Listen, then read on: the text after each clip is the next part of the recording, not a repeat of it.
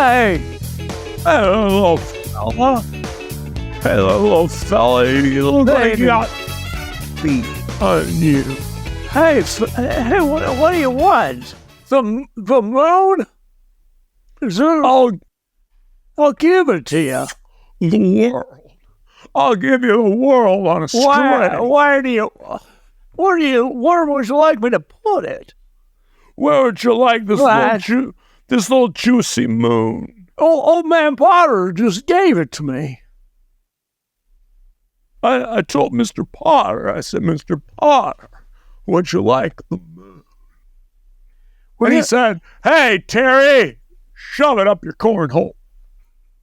He said, I've got your moon right here. I got your moon right pass.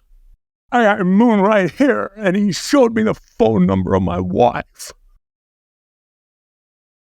It was in his cell phone, that dirty cheat.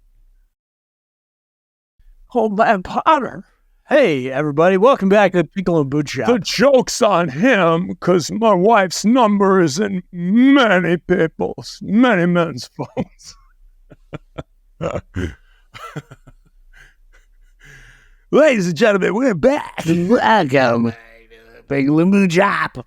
So, we're going to get back into doing songs on the old Patreon. I've been putting it off. Yeah, I've been putting it off, but it's not that I've been putting it off. It's just we've had stuff to talk about. No, you hate it. I just brought us back on track. I don't know if you've ever been on track. My beverage brought us back on. Oh, you getting a beverage? I can tell by the cup. There's a liquid in there. Mm-hmm. What? Are you drinking a liquid? Yep. Crazy, Joe. I'm drinking a solid. What do you got there, buddy? What are you drinking? A little Pepsi Zero. Okay. Tito's in it up. Little bit. He says he made a little bit. I said Pepsi Zero.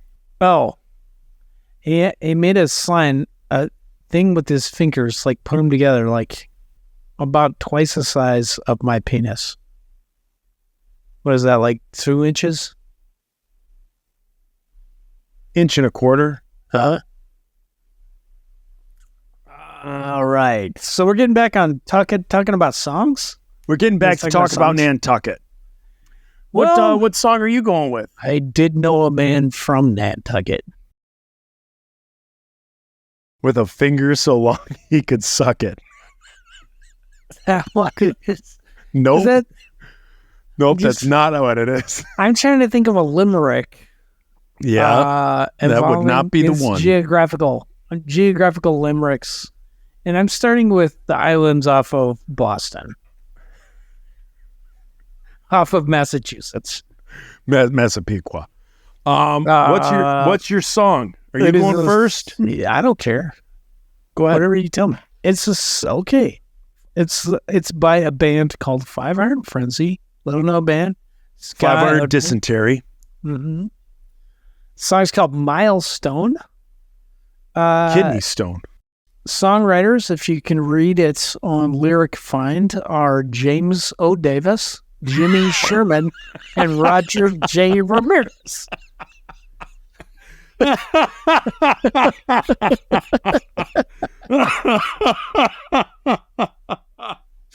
That's hysterical.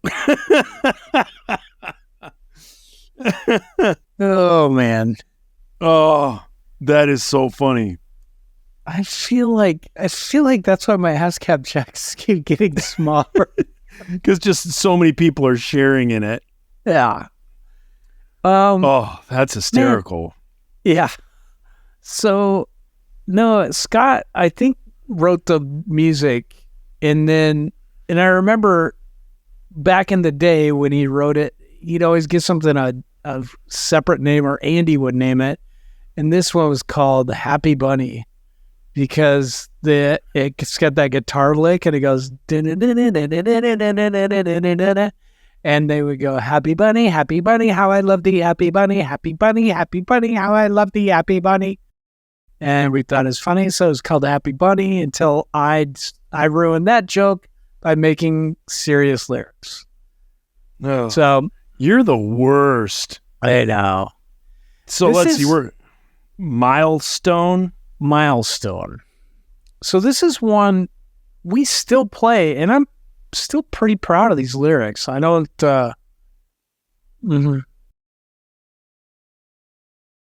Happy bunny, how I love you, happy bunny.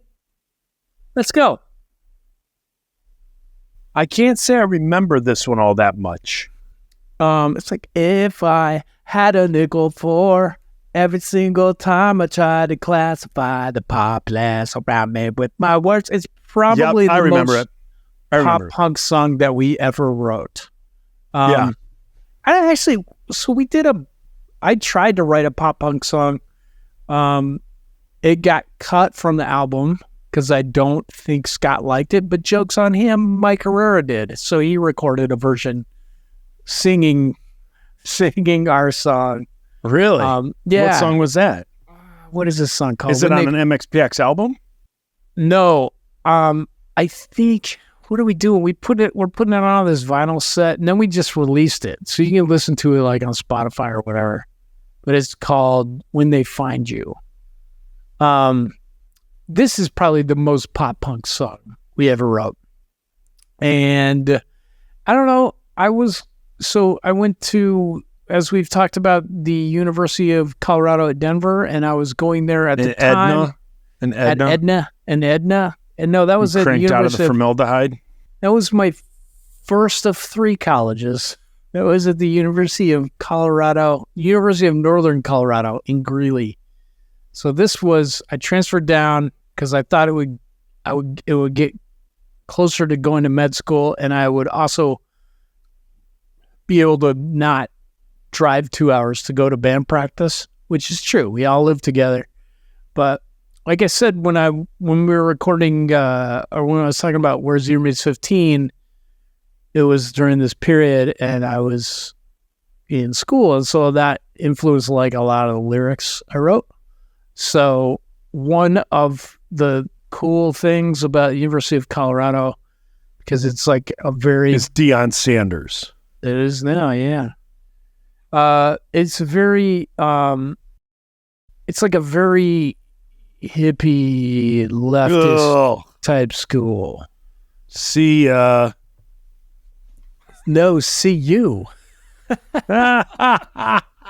Hello. So You're right, sir. Correct, Hey, sir. you are correct. You are correct, sir. So they forced us to take a class on like prejudice and racism. Every single person that went through there had to do it. It totally changed my life because everybody goes in there and they're like, yeah, whatever, I'm not racist.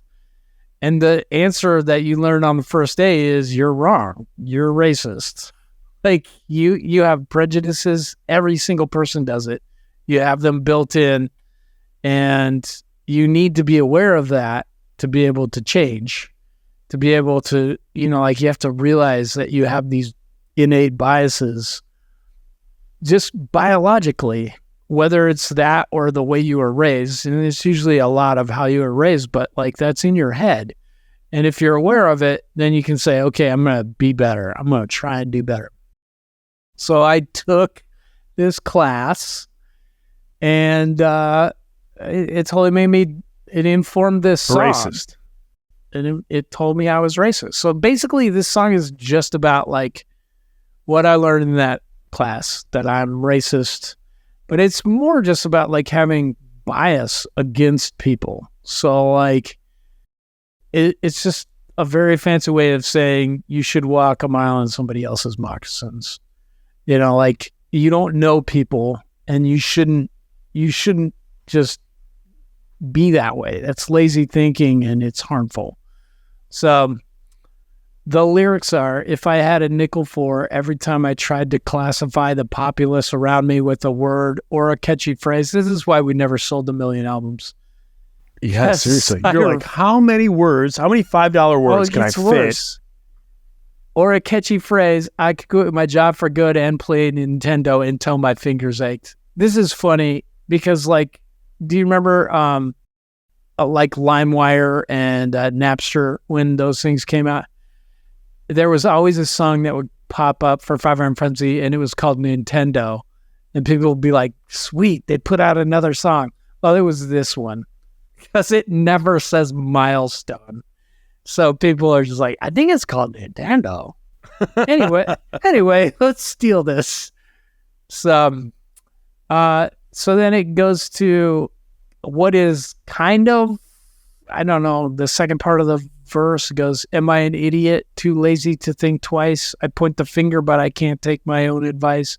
I put a name on something, and ever since, I made an art of building my counterfeit intelligence. There goes our royalty check for the 1,000,000 albums. Yeah. And then, seemingly to me, I am straightening a world of cluttered thoughts and debris inside my head, but I think instead of prejudice, that's not right. I think instead I'm prejudiced and I give people names to make me feel safe. How does it feel? What does it take to make me understand? If I could only walk a mile in the shoes of another man, if I could look out through his eyes and know what it means to bleed the same red blood that I do. And then here's where I dig a hole with the thesaurus words. What is economic status? And tell me what is race? Who decides to classify taxonomy of grace? If one man gets less than another, is it true that he is all that different, that he is less than you? And that's it. So, And then you start going la la la la la la la la la. yeah. Is it that song? No, that's Cool Enough for You. We did that one already. This That's one, right. it just ends. Less than you. Yeah. It's like that. Yeah. And then say, I say that. Then you go, shut up. Well, that's good. I took a class that I loved in college that you had to take a same thing. It was like basically they called it a cultural studies credit. So you had to take something that had cultural studies. So it was a study of indigenous people or history of the South or something like that. Well, one that fit in that category was the history of rock music. Sweet. And so I was able to take a class that started, and we've talked about it on this show. I've talked about it way back when we first started, that I took this class, and for the first hour of the class, maybe 2 hours of the class, talking about the syllabus, going over everything, all the teacher played was Mel Torme. And so it was just History of rock, and you're like listening to Mel Torme. yes, you're sitting in there and you don't really know what's going on. So it's just Mel Torme playing over and over and over, just going through album after album of Mel Torme for like an hour and a half, 2 hours. And, you're kind of sitting there thinking like, what in the world is going on? So then when he gets done with this spiel, he's like, all right, you guys, he's like, in this class, what we want to do is we don't want to listen to, say I took the class in like 2010. He goes, what we don't want to do is we don't want to listen to music of the past with the ears of 2010. And he goes, so what I've done is you've been sitting here this entire time listening to Mel Torme. You okay? I hear some kid moving around, and I was like, are they coming downstairs? So he goes, for the last 2 hours, you've been listening to Mel Torme. He's like, think of being a 14-year-old kid, and that's all your parents listened to was Mel Torme, Frank Sinatra, all this stuff. And he goes, then let's say you couldn't sleep one night, and you went down into the living room, and you turned on the radio. And he goes, you started searching for something to listen to put yourself to sleep. And he goes, at some time around midnight, there weren't cell phones, there weren't microwaves, there weren't wires polluting the air. And he goes, you heard this station from Mexico all the way up in Chicago. And he said, this is what you hear. And he turns it on and it goes, a wop bam blue bam, a wop bam boom to the fruit, all Rudy. And at that point, after listening to Mel Torme for 2 hours, Yeah. Little Richard seemed like the most punk rock that I have ever heard. Oh, that's I so was- cool, man. I was a fan of Little Richard prior to that class. I became an uber fan of Little Richard after that class.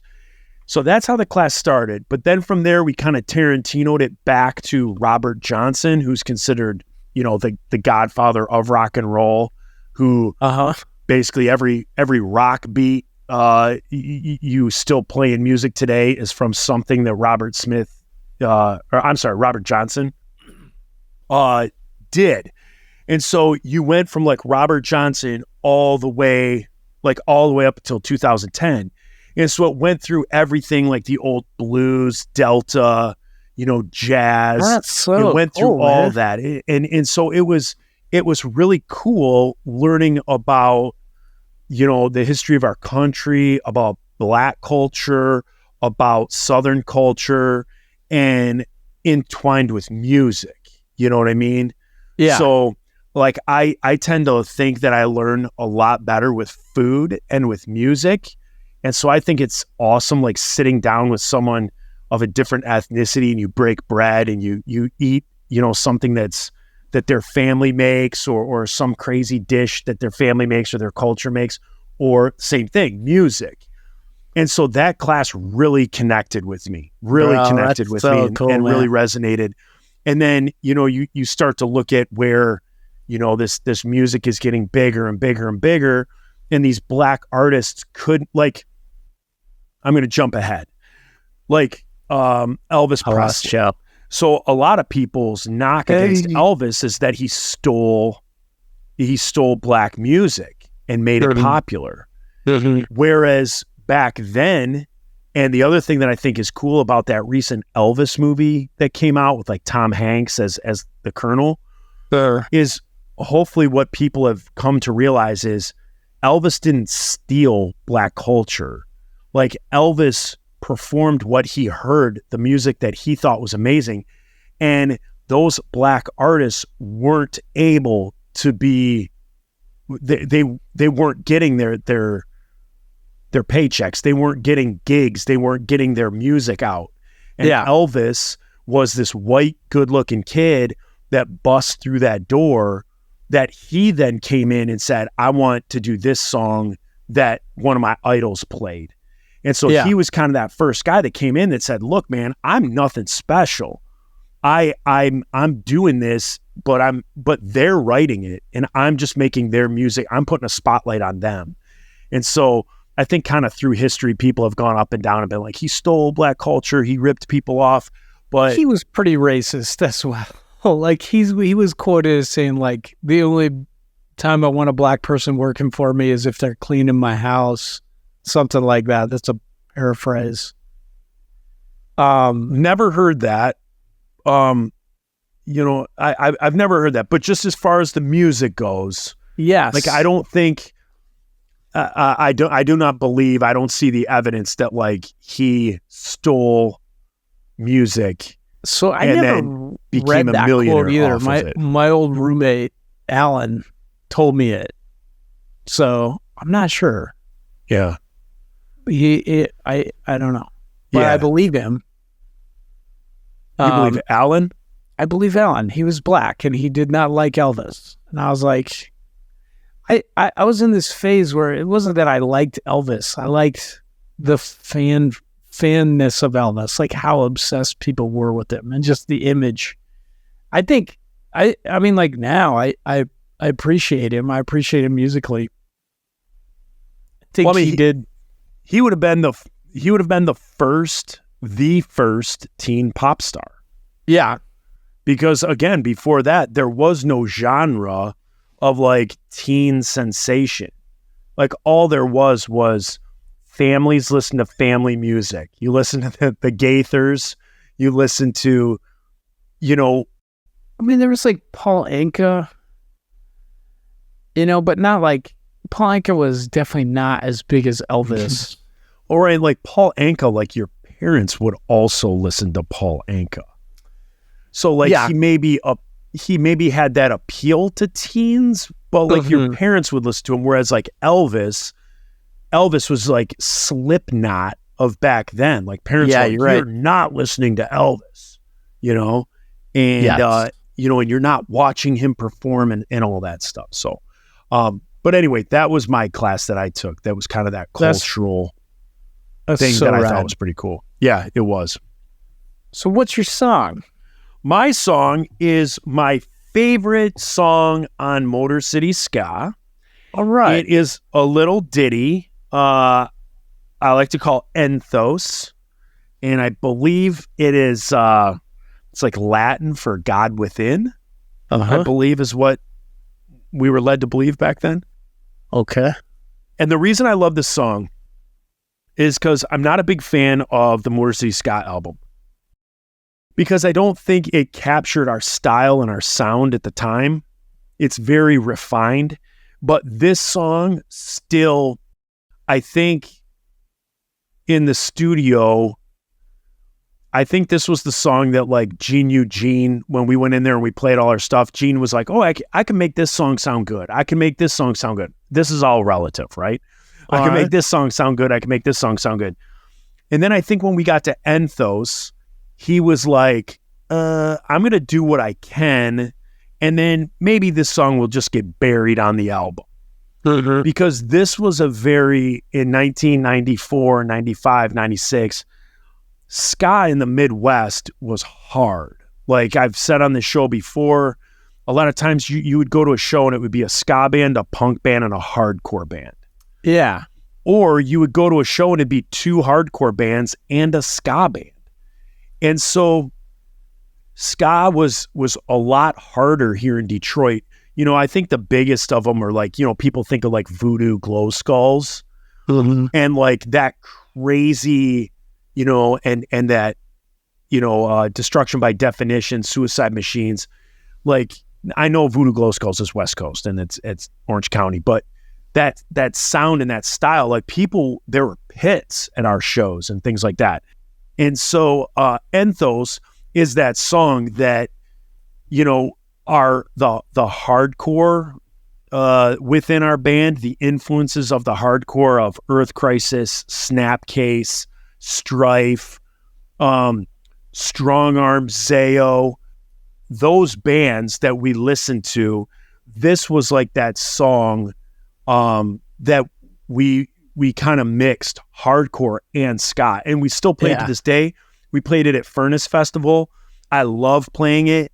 It was like the song that when we played it at Furnace Festival, this was the song that I thought in my head, like, okay, if people have never heard the Insiders and they're walking by right now and they're at a metal hardcore festival and they're hearing this song, they're going to be like, what in the world is that? And hopefully come check us out for at least the rest of that song. Until they were like, what? Yeah, until they're like, oh, this is garbage. So anyway, the lyrics to this one, it starts out and it's this real like kind of hardcore speed. And it goes, the walls are closing in on me. I'm getting dizzy. It's hard to see. My lungs are heavy and it hurts to breathe. Let me say that again. It's funny when you read the words. Was it you or Nate? This doesn't, I wrote the words. This doesn't give me anybody else's name on this that says wrote it. This is just, this is me that wrote it. But what's funny is on this website, the lyrics aren't correct. So I just started reading it. And I got to that point and I was like, wait, that's not right. So it goes, the walls are closing in on me. I'm getting dizzy, hard to breathe. I'm getting dizzy. It's hard to see. My lungs are heavy, hurts to breathe. Don't think I can move my feet. It's all getting very clear. You tell me what I don't want to hear.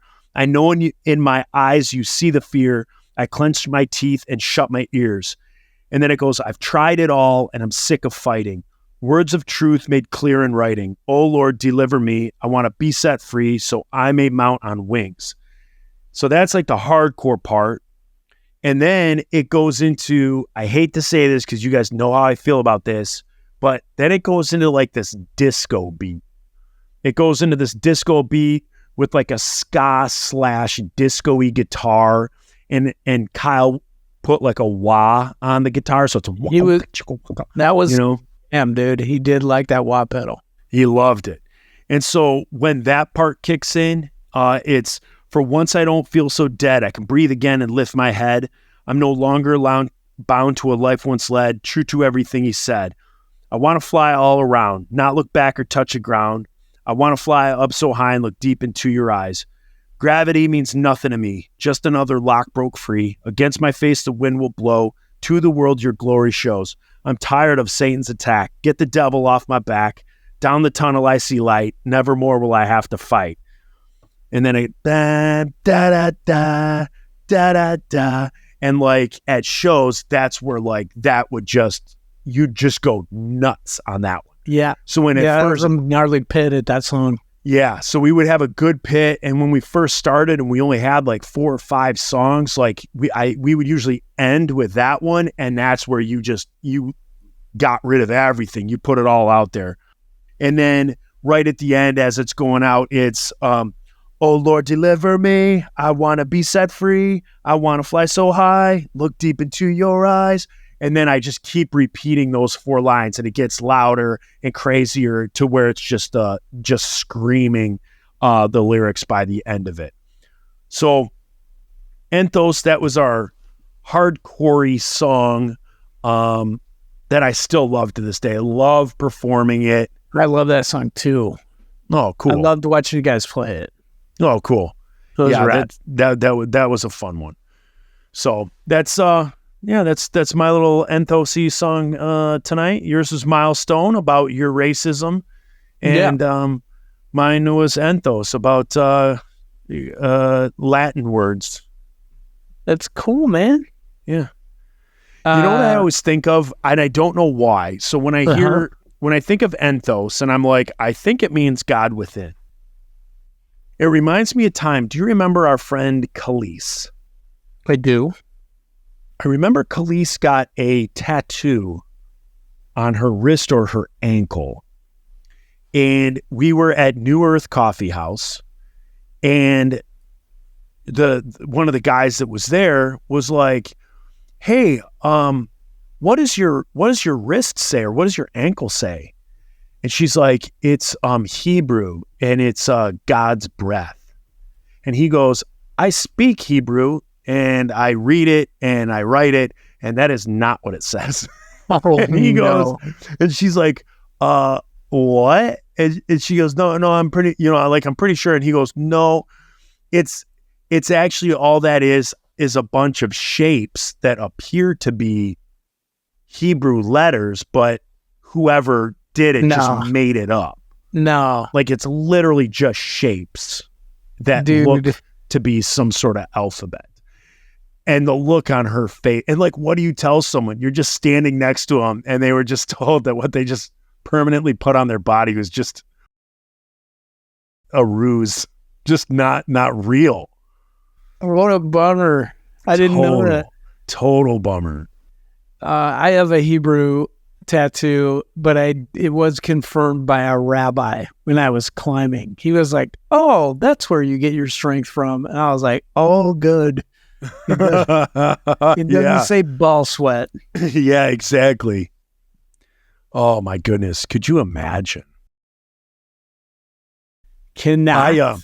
So I have a tattoo on my arm of the Noon, and the Noon is the letter N in the Arabic alphabet, and it's the symbol for the Nazarene, the mark of the Nazarene, and a Christian.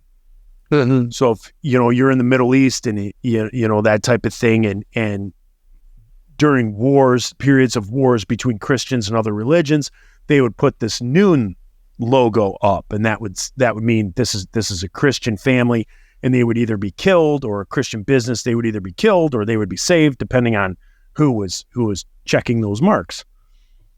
So I have this on me, and it's very, very, very popular with the Chaldean population. So the Middle Eastern Catholic population. So we have a very, very, very large population here in the Metro Detroit area.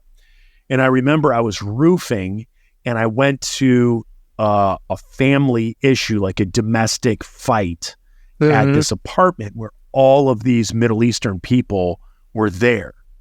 And all the men, like the men were in the room and the women were in there. And when we walked in, the women would not talk to us, would not say a word to us. You know, the men kind of gave them like the look, and the women were like, I ain't saying nothing.